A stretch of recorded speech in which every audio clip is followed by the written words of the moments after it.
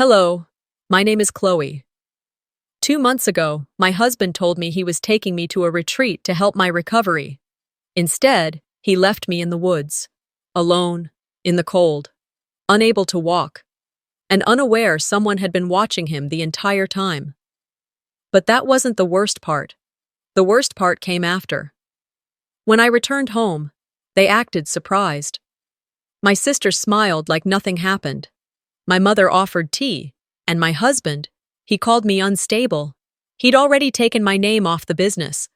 They threw a party in my honor, without me, gave speeches about my strength, posted pictures, called it love. And now I ask myself, how long had they been planning to erase me? End of hook. Ready to proceed with the video opening. If someone had told me years ago that love doesn't just fade, it erodes you, layer by careful layer, I would have shaken my head and laughed. Back then, I believed in things like forever, in vows spoken under soft light, in good people doing the right thing. But belief doesn't hold up when it's being quietly chipped away behind your back. That Thursday started off like any other. The heater had been humming all morning, the Oregon rain tapping against the glass like it always did in early December. I had just finished presenting a holiday interior package to a high-end client who wanted her home to look expensive but effortless. She used words like bespoke and timeless, even though her taste was trendy and her budget tight. Still, I made it work. I always did. That day, I felt tired, but proud. I remember standing in the elevator with my portfolio bag slung over my shoulder, texting Dorian to tell him I'd be home soon. No reply. That wasn't unusual. He'd stopped answering quickly months ago, said work was insane, that I shouldn't take it personally, and maybe I had believed that. Maybe I wanted to. Traffic was light, but the rain had picked up. The road leaving the hillside district curved downhill, and as I turned, something felt off, an unsettling looseness under the pedal.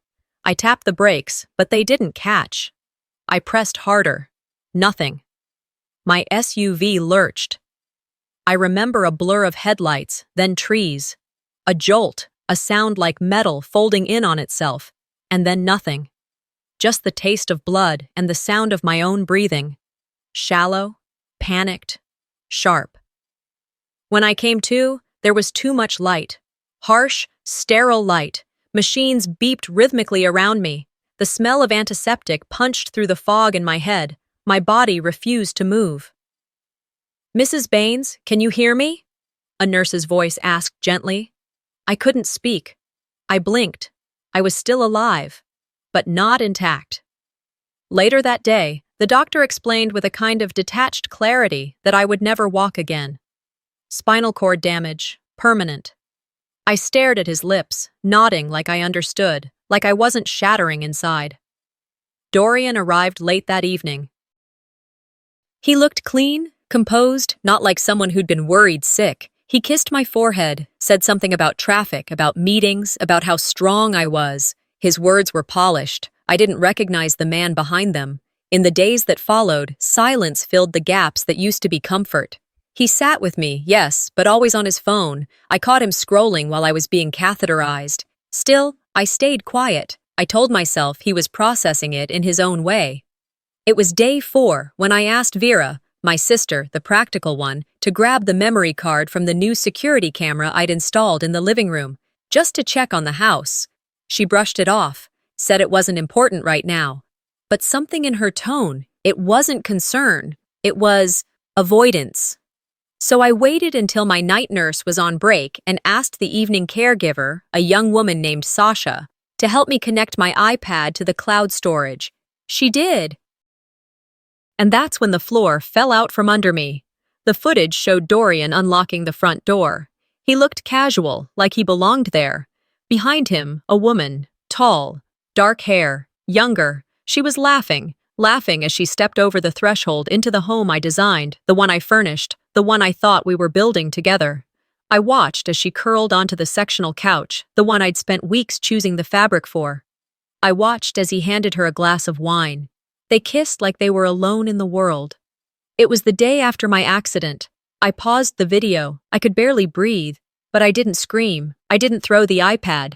I hit play again. She wore my robe, the gray one I used to wear after long days, the one with the frayed hem and my initials embroidered near the wrist. Dorian sat beside her, laughing. Then he reached for the remote and turned on the TV like this was their home. I watched every second, every betrayal. I watched until the screen dimmed from inactivity. Then I turned off the iPad, laid it gently on the blanket covering my lap, and stared at the ceiling. I didn't cry. I didn't even blink for a long time. Something had gone quiet inside me, like the part that once believed this was all just a terrible mistake had finally given up. I wasn't mourning the accident anymore.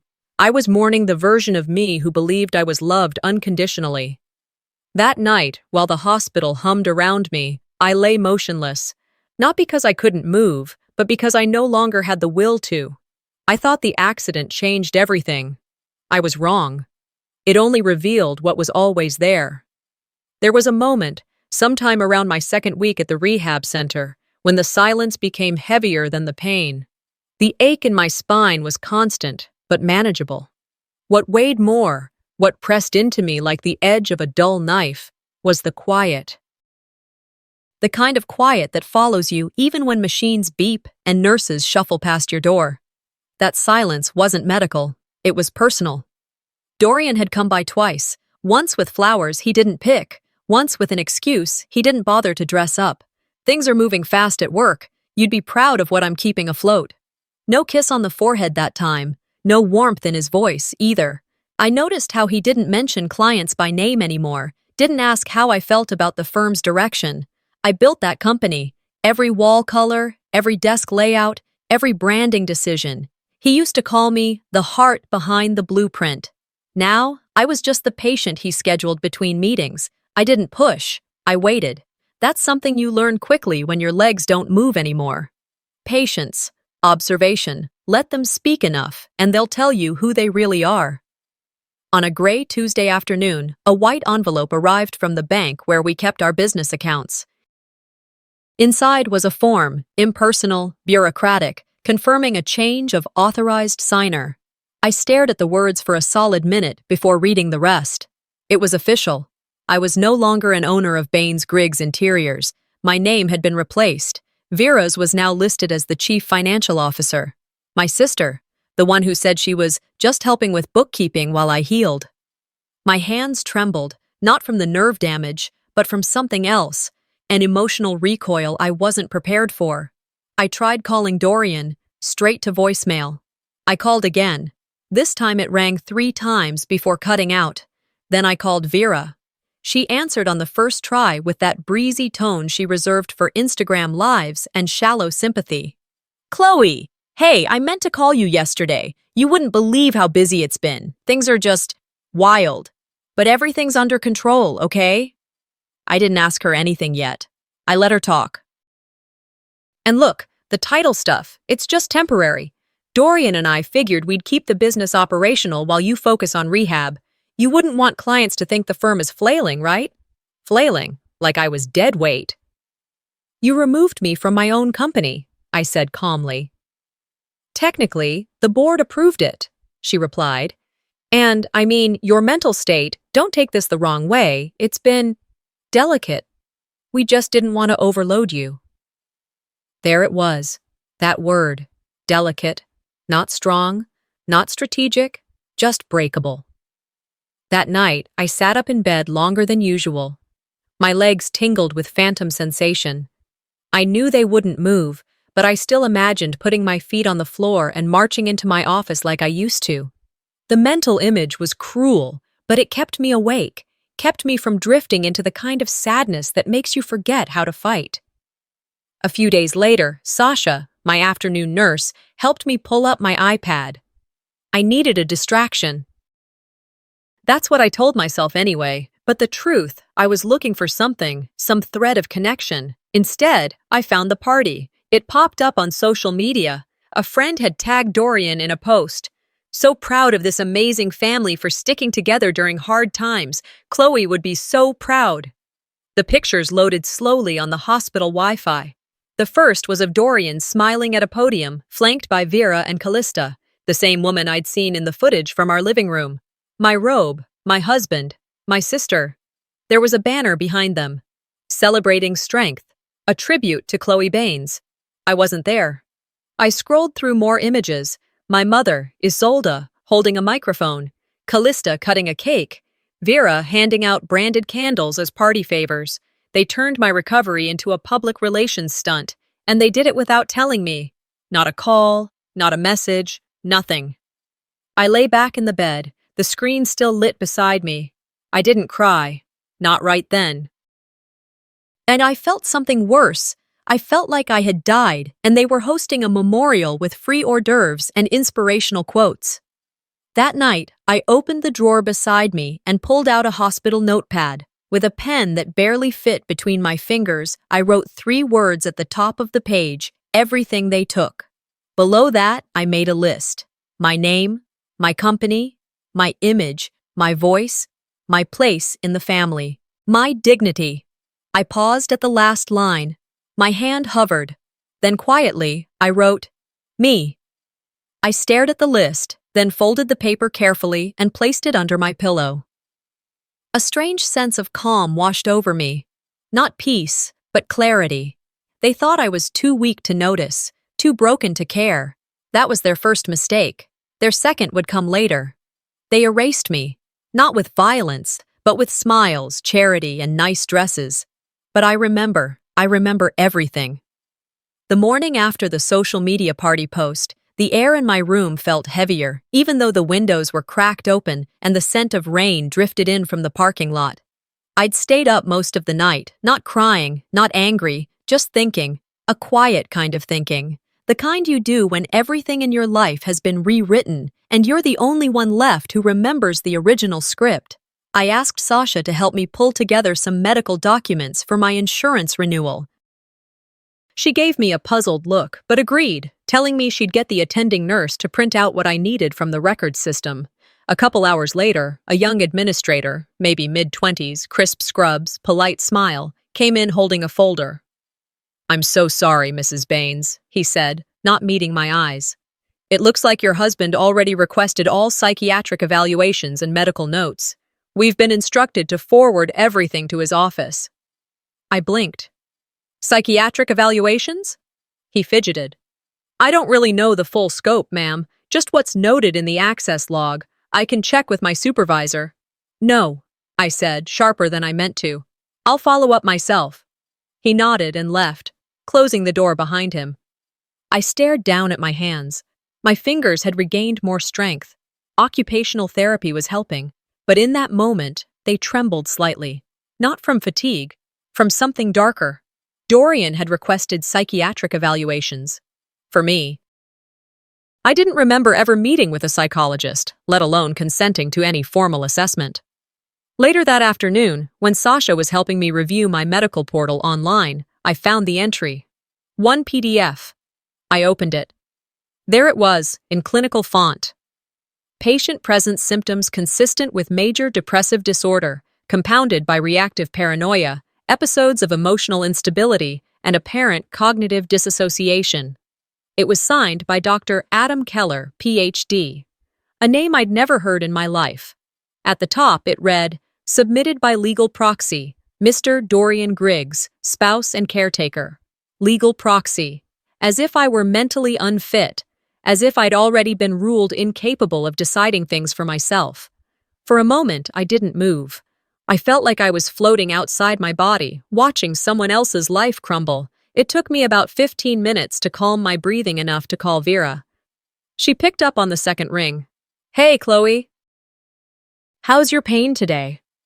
I need to ask you something, and I want you to answer me honestly." "Okay," she said, drawing out the word. "That sounds dramatic. Did you know Dorian submitted a psychiatric evaluation to my rehab team?" Silence. I pressed, "Vera. I heard something about it," she said finally. "But it's standard, right? He's just trying to make sure you're not overwhelmed." "Overwhelmed?" I repeated, my voice low. "Or legally incapacitated? That's a stretch, Chloe." "No," I said. "It's a legal move. It's a chess piece, and you're playing on his side." "Look, don't get upset," she said. "Everyone's just trying to help. You've been through a lot. Emotionally, you're not yourself. There it was again, that careful insinuation, that quiet rewrite of my reality. Not outright accusations, just enough implication to make me question my own footing. I hung up. I waited 10 minutes before calling my mother. She answered with her usual tone, pleasant, distant. "Chloe, darling, I was going to come by on Thursday. I found some beautiful shawls in town and thought of you." "Did you attend the recovery party Dorian and Vera hosted last week?" "Oh, yes," she said brightly. "It was lovely. So much support. Everyone said such wonderful things about you. You would have been touched." "I wasn't invited." "Well, no, not directly. But we all knew you'd be proud. And anyway, Dorian said you weren't up for guests." "He said that?" "Of course. And honestly, Chloe, you've been very intense lately. Maybe just rest. Let others carry the load for a while." The room spun a little. I couldn't tell if it was the medication or the weight of being spoken to like I was a problem to manage. "You think I'm unstable," I said.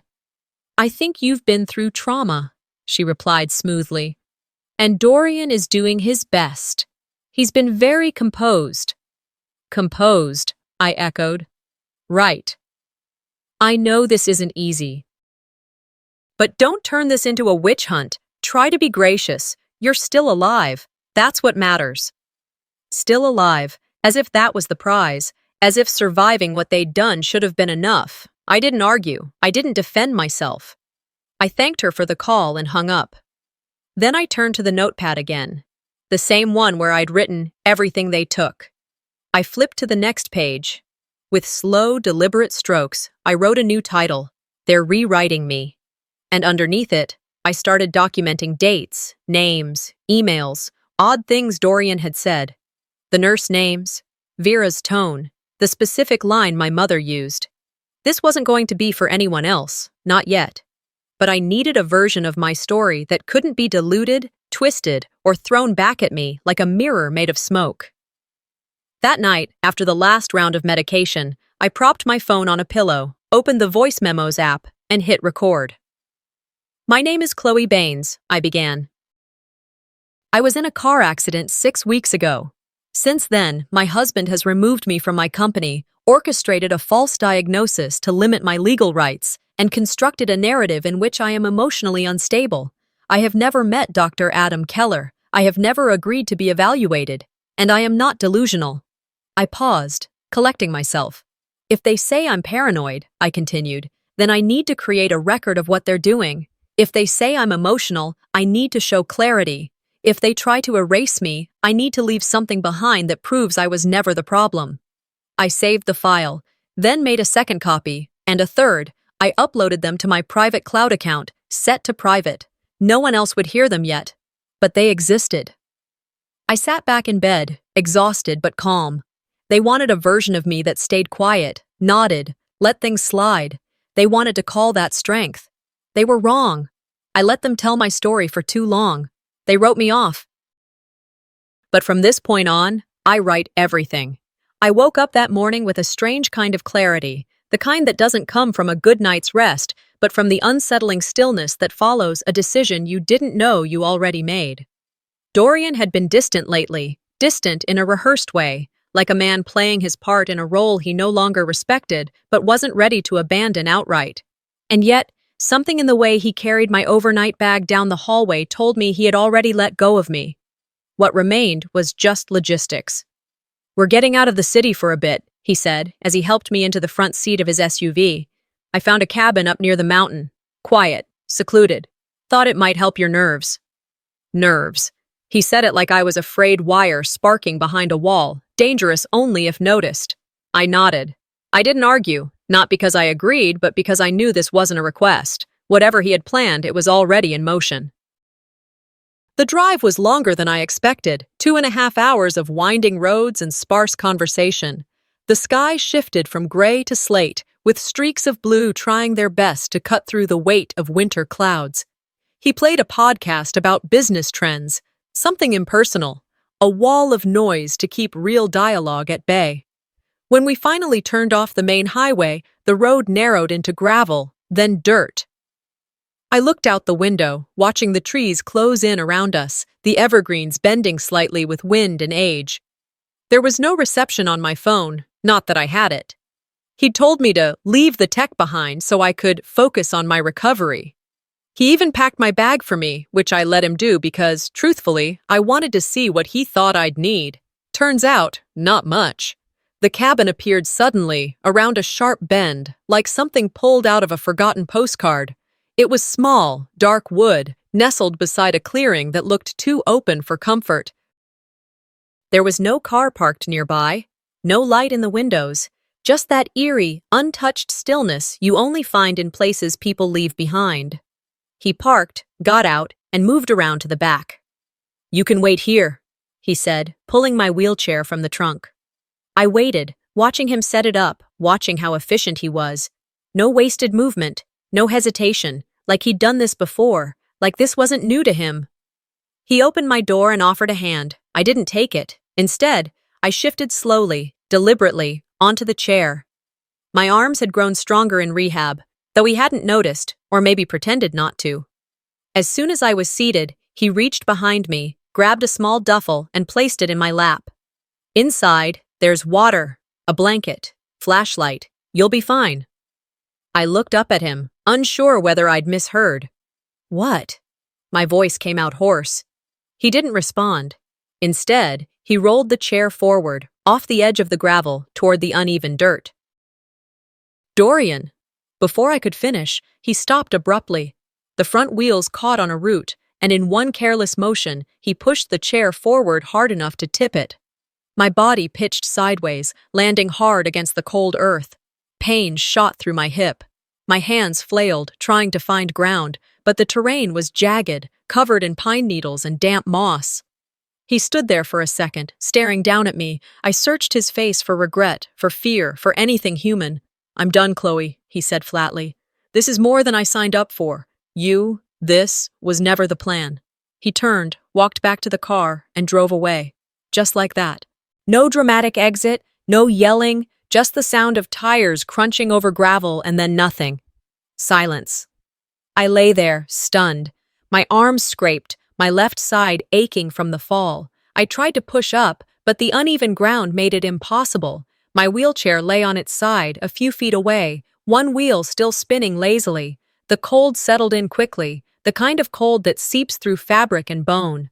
I glanced at the sky. The light was beginning to fade, and with it, my body's ability to stay warm. Minutes passed, maybe more. Time became shapeless, a fog layered over the forest. I closed my eyes, breathing slowly, trying not to panic. I knew I couldn't last the night, not like this. Then I heard it, a snap. Not loud, but deliberate. I froze. Another step, then silence. I turned my head slowly, expecting an animal, maybe a deer. But it was a man.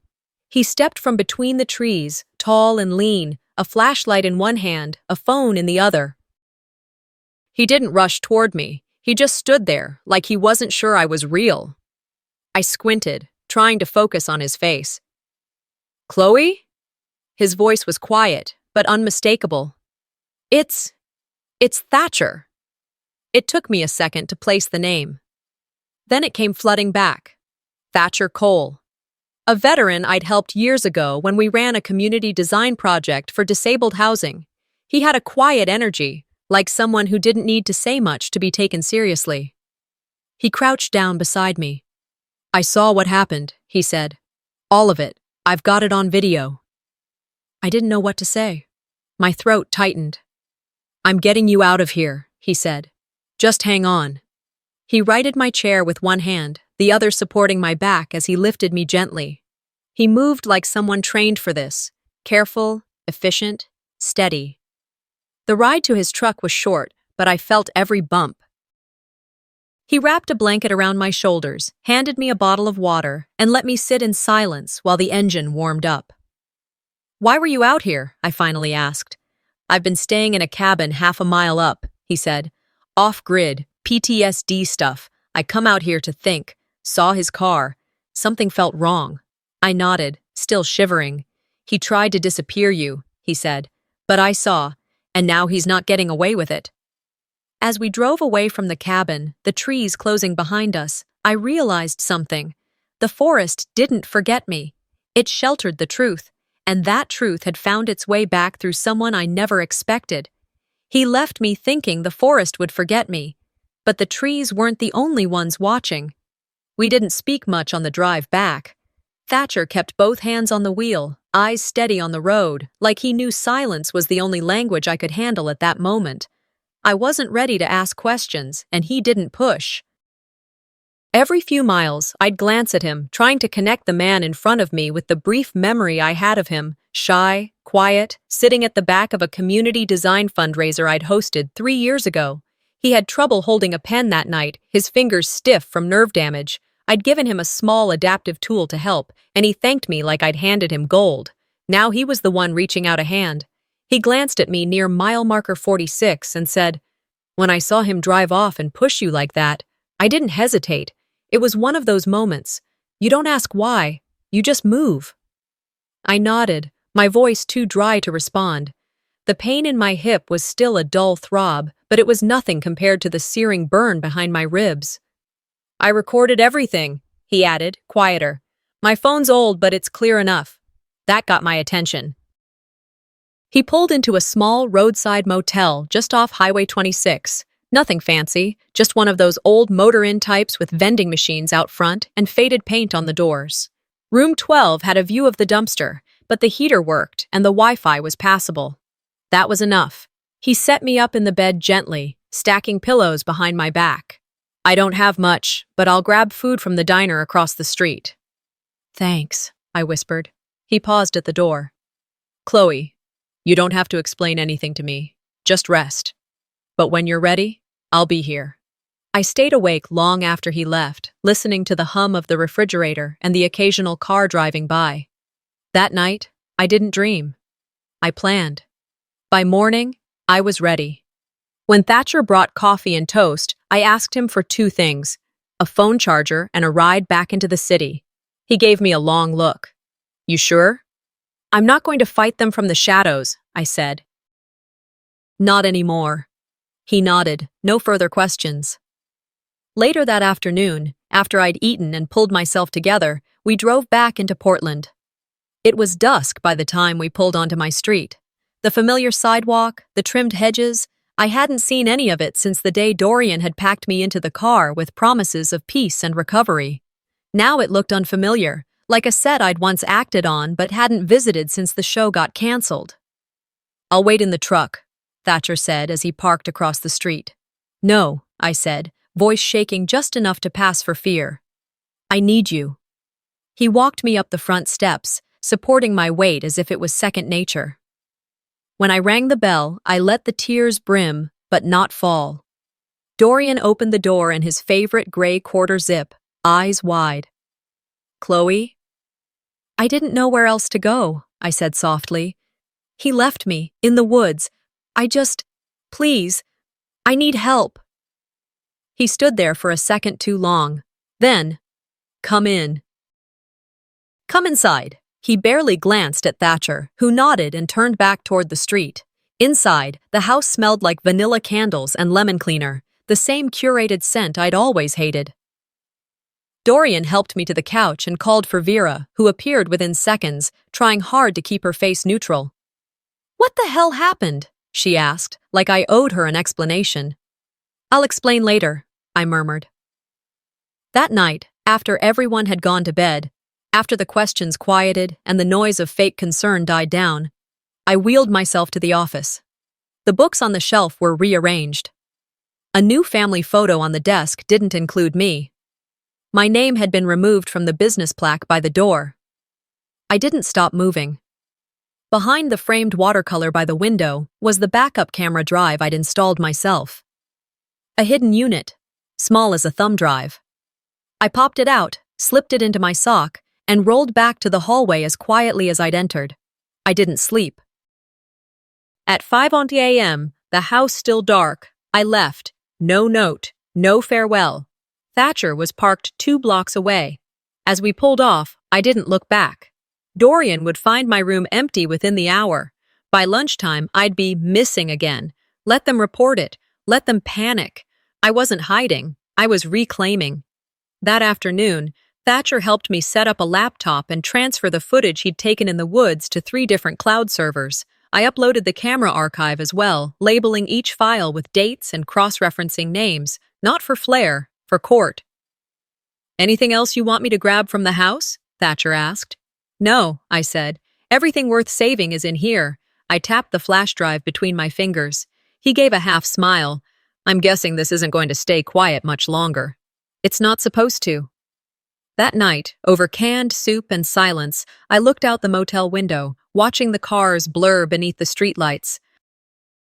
The weight inside me wasn't gone, but it was beginning to shift, from grief to clarity, from paralysis to momentum. I used to believe justice wore a robe, but sometimes it wears dirt-streaked jeans and watches from the trees. By the time Thatcher turned the key to the rental cabin nestled just outside Hood River, the snow along the tree line had started to melt. It was late February, but the nights still cut like glass, and the mornings carried the kind of silence that presses into your chest before you even open your eyes. The cabin was modest, nothing fancy, bare floors, a wood stove, 1 twin bed, a pull-out sofa. But to me, it felt like the first place in weeks where no one could edit my existence. There were no eyes watching for weakness, no fake smiles offering help laced with control, just a space where I could stretch my limbs and plan my return. The first morning, I tried standing for 6 seconds. By the end of the first week, I could hold a stretch against the doorframe for nearly a full minute.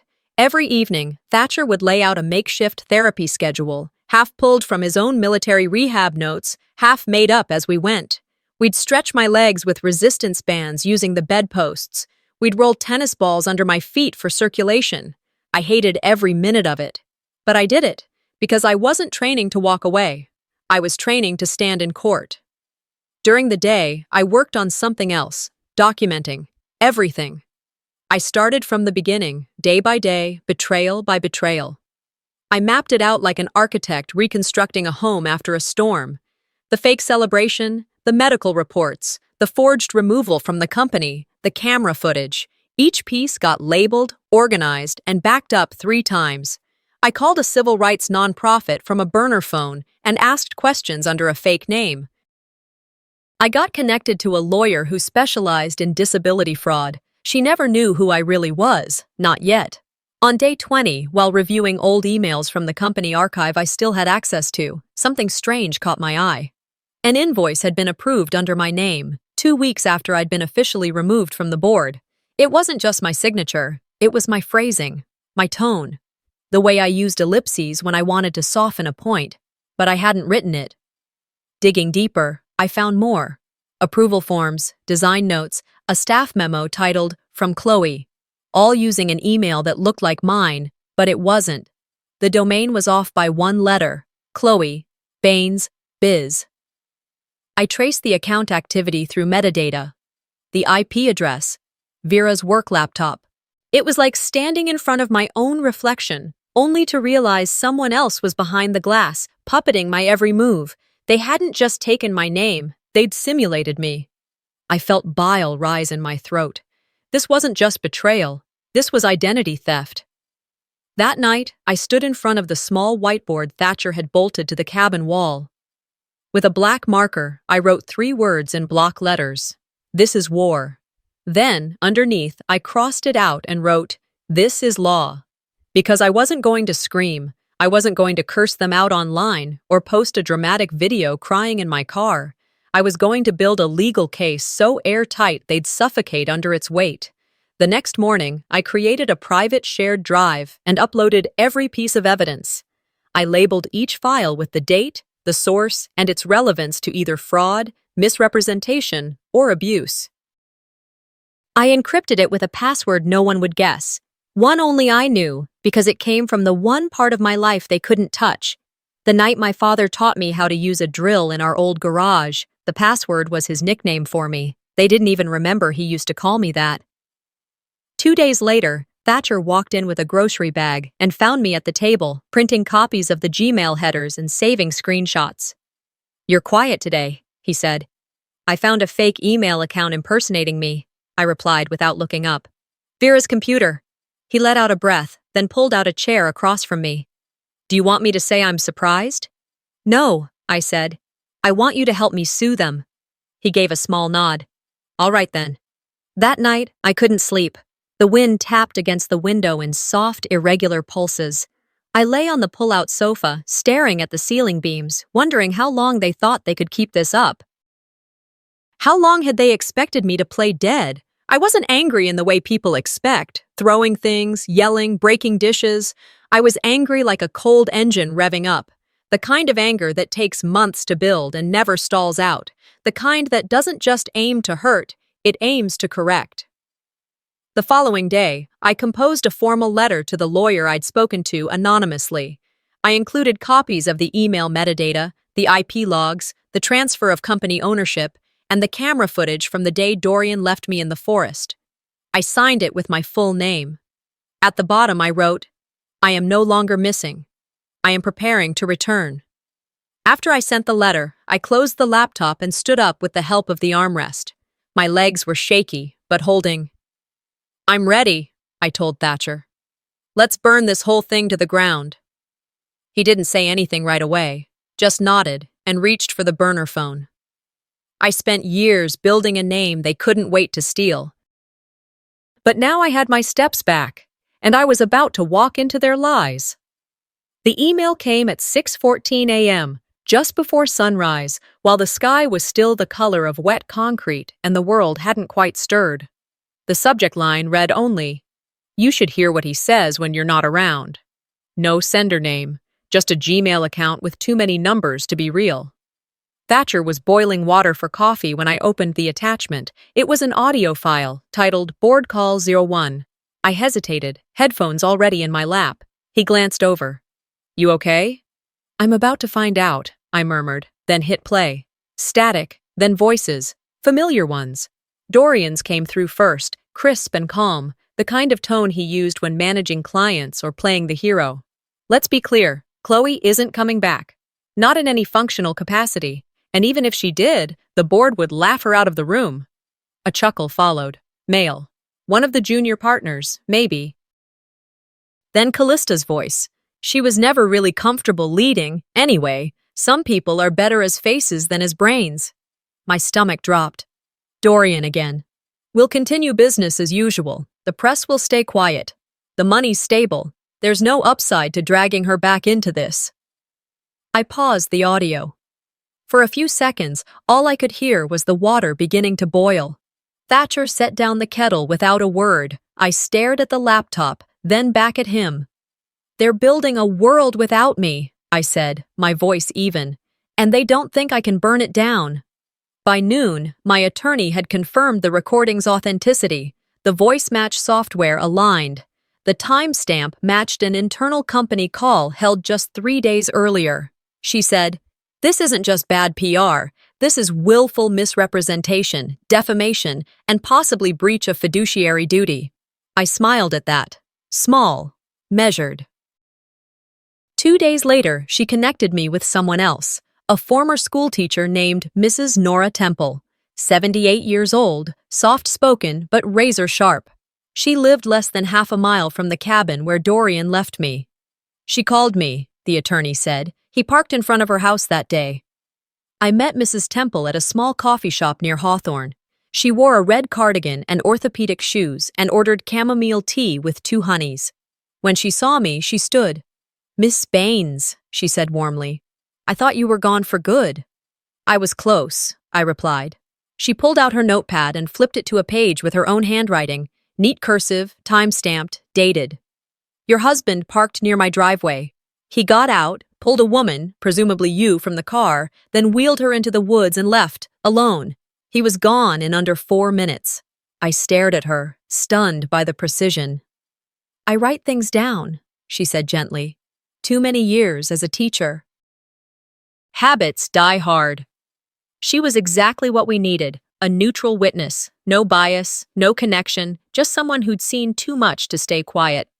That night, back at the cabin, I taped her statement to the wall above the whiteboard, one more tile in the mosaic. Below it, I added a printout of the fake email headers, then the business transfer form, then the psychiatric report Dorian had commissioned behind my back. By the time I finished pinning up the last piece of paper, the wall looked less like a collage and more like a closing argument. "You're building a case," Thatcher said from the corner, arms crossed. "No," I corrected. "I'm rebuilding the truth." On Friday morning, I leaked the audio file to a local journalist I trusted, someone who covered human rights stories, not gossip. I didn't attach a name. I didn't include a press release. I just let it exist, quietly. By Friday night, the headline was everywhere. Design icon Dorian Griggs under fire for alleged abuse of disabled wife. The article didn't name me, but it didn't have to. The public already remembered the party, the photos, the so-called tribute to my recovery. Now they had the counterweight. His voice, dismissing me like I was a bad hire he couldn't fire. Comments flooded the journalist's page. "If this is true, he's garbage. She built that brand. I remember her interviews. Where is she now?" One simply said, "Find her." I didn't answer. I watched. That weekend, my legal team assembled the formal filing. The complaint would include charges of fraud, identity theft, defamation, and negligent endangerment. Mrs. Temple's statement was notarized, the email logs were certified, the video from the forest had been reviewed by a digital forensics team. We were ready. Still, I knew this wasn't the end. This was just the moment before the tide turns, when the air changes, but the wave hasn't crashed yet. In the quiet that evening, Thatcher asked, "What are you going to say when the world starts calling again?" I stared at the photo wall, at my name, written in block letters beneath the company logo I once designed. "I'm not going to say anything," I said. "I'm going to show them." Then I paused, thinking about all the times I'd been called emotional, unstable, dramatic. The lie wasn't that they thought I was weak, I said slowly. The lie was thinking I'd stay silent forever. After filing the final motion with my attorney, I took the envelope and placed it on the kitchen table. Just sitting there, it felt heavier than its weight. Inside were the documents that had taken 60 days of silence, pain, and relentless determination to piece together. My fingerprints weren't just on the paper. They were in the hours, the cold nights, the sleepless moments where I rewrote my name from someone else's narrative. A few hours later, as the sun disappeared behind the fog, Thatcher returned from town carrying a sealed manila envelope and a small paper bag. "Mail for you," he said, sliding the envelope across the table. "And sandwiches, because no one delivers truth on an empty stomach." The envelope had no return address. Just my name, in neat, typed letters. I tore it open carefully. Inside was a formal invitation. Dorian's charity gala, held downtown at the Riverstone Event Center. Gold foil trim, black tie. In celebration of community resilience and recovery. It was dated for the next evening. I stared at it, stunned, not that they'd host the event, but that they'd dare use the words resilience and recovery to raise money under a banner they built on my back. That was the final confirmation I needed. They weren't just rewriting me, they were profiting from the lie. I showed Thatcher. "Is this the one?" he asked. "Yes," I said. "This is where we end it." We spent the next 24 hours preparing. My dress wasn't designer. It wasn't even new. It was one I'd worn 3 years ago to a conference where I gave a keynote about authenticity in business, back when people still clapped for me because I'd earned it, not because I fit a storyline. Thatcher called a friend in AV who agreed to help run a flash drive into the system discreetly. My lawyer prepped a legal clerk to arrive midway through the event with the formal filing.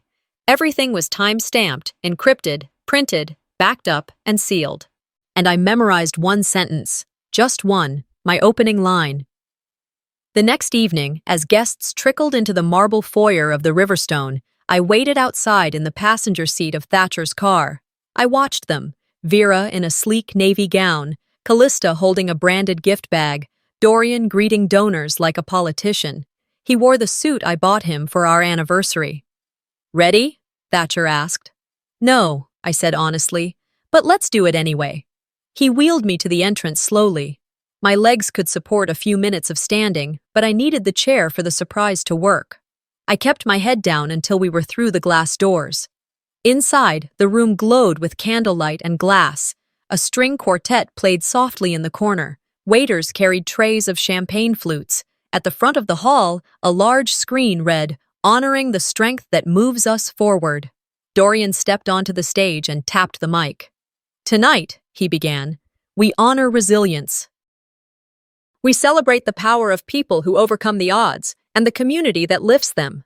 He smiled, confident, comfortable. I rolled slowly down the aisle, the sound of my wheels swallowed by the soft carpet. He paused. People turned. He saw me, and for a moment, everything stopped. Thatcher moved to the side and handed a flash drive to the AV technician. The screen flickered. Then it played. The first clip showed Dorian standing beside my tipped wheelchair in the woods, turning and walking away. The silence in the room went sharp. Then came the Zoom audio, his voice, dismissive and cold. "Chloe isn't coming back." Then, a clip of Callista, laughing on my couch, wearing my robe. Then, my voice, steady, recorded days earlier. My name was never up for grabs. Gasps. A few guests stood. Vera turned pale. Callista's eyes darted toward the exit. Dorian said nothing. I turned toward the stage. "You built this world on my silence," I said. "Now you can live in its echo." A court clerk stepped forward and handed Dorian the envelope. "Ms. Baines has filed charges," she said. "You've been served." He looked down at it like it might explode. Callista backed away, heels clicking too fast against marble. Vera didn't meet my eyes. Some guests clapped, others left quietly. I didn't stay long. I didn't need to. Outside, the air was cold and clean. Thatcher waited near the car, hands in his coat pockets. "How'd it go?" he asked. I exhaled. "Louder than I thought." He opened the door. "Let's get you home." I looked back once, just once, at the building behind me. They built a world on my silence, and I let them. But now they'll live in the echo of what they did. The morning after the gala, I woke up before the city did. Portland was still under a hush, the kind of quiet that comes after a storm, not because the world is calm, but because it's holding its breath, waiting to see what breaks next. On my phone were 2 messages from my attorney. The first? "Call me when you're ready. It's moving faster than we expected." The second included one line. "Charges filed. Dorian's been served with a court summons." I stared at the screen, then set the phone down and turned toward the window. Outside, the Columbia River glistened under the pale light of early spring. My new apartment wasn't much, just 1 bedroom, modest kitchen, big window. But it didn't smell like anyone else's life. It didn't carry the echo of betrayal in the walls. Later that morning, I met with the legal team downtown. Everything I'd gathered, emails, video, the fake psych reports, Mrs. Temple's statement, had been submitted as part of a multi-pronged civil and criminal case. Dorian was being charged with financial fraud, falsifying legal documents, and negligent abandonment of a dependent adult. Callista had already flipped. She agreed to testify in exchange for immunity on lesser charges. Apparently, loyalty has a price, and hers was her own name in the press. Vera had been removed from the board of my company pending internal investigation. According to the formal email I received from the interim CEO, someone I hired before they rewrote my history, Vera's financial decisions are currently under independent audit. They didn't say it, but the tone was clear. She was done. As for me, my controlling shares were reinstated by court order. I now held legal ownership again. But I didn't want the company back. I wanted something new. 2 weeks later, I signed a lease on a converted office unit in a riverside building just outside downtown. With Thatcher's help, I redecorated the space in neutral tones and practical layouts. Wide aisles, low counters, voice command lights. The plaque outside the door read, "The Phoenix Project." Inside, we built something that mattered. We offered consulting services for disabled professionals navigating hostile workplaces, survivors of emotional and financial abuse, and those trying to rebuild careers after being silenced. My first hire was a young woman named Amber, 26, smart as hell, and walking with a cane after a spinal injury from a drunk driver. She told me during her interview, Everyone keeps telling me to find something easier. I don't want easier. I want something that fights back. I knew exactly what she meant. We opened our digital doors with 3 clients and a press inquiry from a local journalist. I declined the interview. I wasn't ready to tell the world, not yet. Some stories deserve to be lived before they're told, but not everything was clean. One morning I visited my mother. I hadn't spoken to her since before the gala. She greeted me at the door like nothing had happened, like we'd simply skipped a week of phone calls instead of skipping the part where she watched them erase me. She poured tea. She asked about my new office. She talked about her garden. Finally, I said, "You don't have to apologize." She looked up, startled. "I'm not here for blame," I continued. "I'm here to show you that I never needed your permission." She didn't respond. Not really. She blinked, nodded, sipped her tea. We sat for 20 minutes, then I stood, thanked her, and left. There are some relationships that heal, and there are some you learn to walk past without bleeding again. That evening, Thatcher and I drove to a forest trail near the old cabin, the place it all ended, or began, depending on how you look at it. We didn't talk much, just walked. The dirt path was firm under my shoes. My legs were stronger now. I could walk for a quarter mile without needing to rest. At the clearing, I pulled a small piece of paper from my coat pocket, the last letter my father ever wrote me. I'd found it a week ago, tucked inside a book on woodworking he gave me when I moved into my first apartment. "They will try to dim you," it read, "but the ones who matter will see the fire, even when you whisper." I read it again, slowly, like I needed it to settle into the cracks they left behind. On the way back to the car, I turned to Thatcher.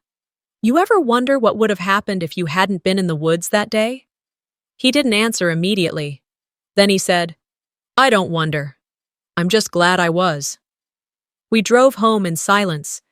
Not the silence of grief, or fear, or erasure. A full, steady kind of quiet. The kind that comes after truth. Before falling asleep that night, I turned off my phone, set aside all the documents, and let myself breathe. I wasn't looking to punish them. I just needed to be seen, to be heard, and to remind myself. I never disappeared. I was just waiting for the noise to quiet down. Sometimes, the people closest to us are the ones who erase us the slowest, kindly, quietly, until one day we don't recognize the life we're in. Chloe's story isn't just about betrayal. It's about reclaiming voice, dignity, and truth on her own terms. What would you do if the ones meant to protect you were the ones rewriting your story? Leave a comment below, share your thoughts, and don't forget to subscribe for more powerful family stories just like this one.